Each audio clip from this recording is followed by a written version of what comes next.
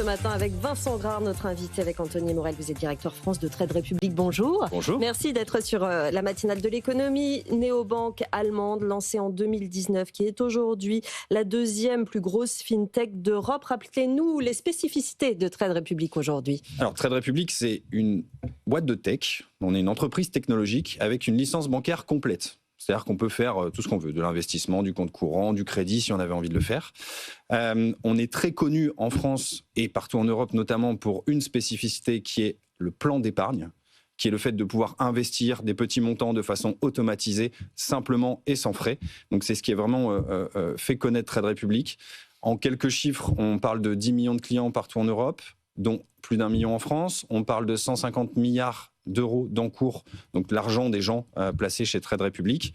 C'est des chiffres qu'on a doublés sur les 18 derniers mois. Anthony. Avec énormément de jeunes, et on en parlait à l'instant, avec gros appétit notamment pour les ETF, parce que ça fait partie des produits que vous proposez aujourd'hui.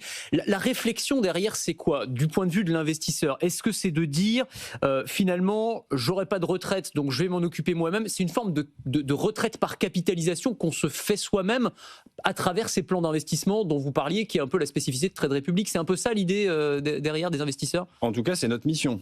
Le problème structurel qu'on a sur les retraites en France, c'est un problème qui est plutôt commun au reste des pays de l'Europe.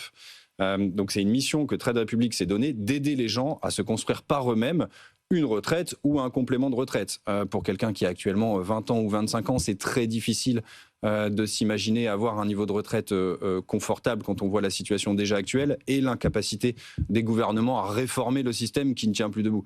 Je rappelle quand même que la moitié de la dette depuis 2017, c'est pour financer les retraites.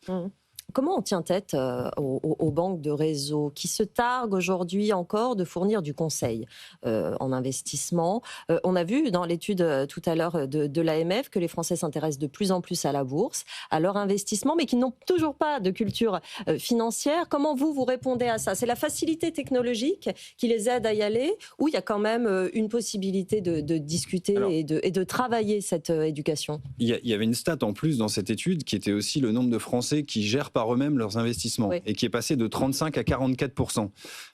Ça traduit quoi? Ça traduit tous les efforts d'éducation que les différents acteurs financiers ont pu faire depuis 5-10 ans, notamment via les réseaux sociaux, pour aller expliquer aux gens que investir, c'est pas compliqué. Pour aller expliquer aux gens que acheter une action ou acheter un ETF, ce n'est pas parier comme au casino. C'est investir, c'est participer à la croissance économique. Donc en fait, en levant des petites barrières idéologiques comme ça, on arrive à faire comprendre aux gens qu'ils peuvent reprendre le sujet en main, que ça ne va pas leur demander un niveau de connaissance extrême, que ça ne demande pas une formation.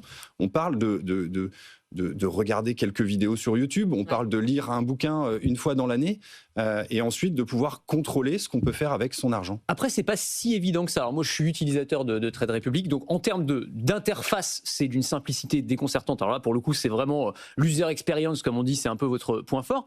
En revanche, on se retrouve quand même confronté à une myriade, on parlait des ETF, mais il y en a des dizaines et des dizaines. Comment se retrouver là-dedans? C'est pas évident quand on n'y connaît rien. Est-ce que vous pensez à mettre en place des outils, je sais pas, d'intelligence artificielle qui pourraient guider, une sorte de chat GPT embarqué qui pourrait guider l'utilisateur, par exemple, à choisir le bon ETF en fonction de son profil? Est-ce que ce genre de choses, ça pourrait être une piste de développement pour vous? Ça peut être une piste de développement, notamment quand on regarde dans la même étude de l'AMF où les gens vont chercher des sources d'inspiration pour les investissements et l'intelligence artificielle ressort dans les 3 premiers résultats. Donc oui, ça pourrait faire sens.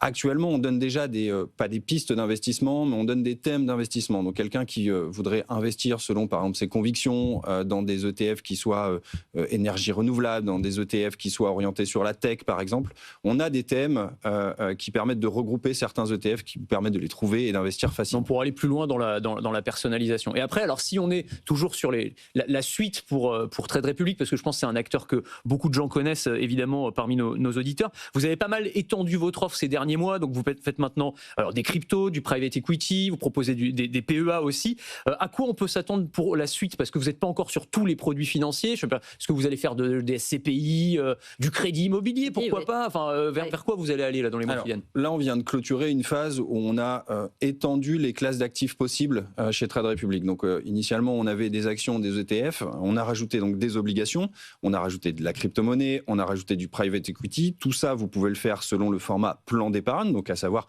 dire une petite somme tous les mois qui sera investie sur l'actif. Ça permet aux gens de faire un portefeuille qui soit diversifié. Donc voilà, de ne pas mettre tous ses œufs dans le même panier. Maintenant, la séquence qui va s'ouvrir pour nous sur l'année 2026 va plutôt être orientée, sur résoudre des problèmes structurels, parce que quand on double la taille d'une boîte en passant de 5 à 10 millions de clients, on a des problèmes structurels qui arrivent, donc on va s'atteler à ça. Et ensuite, il y a beaucoup de choses à faire aussi sur l'offre bancaire.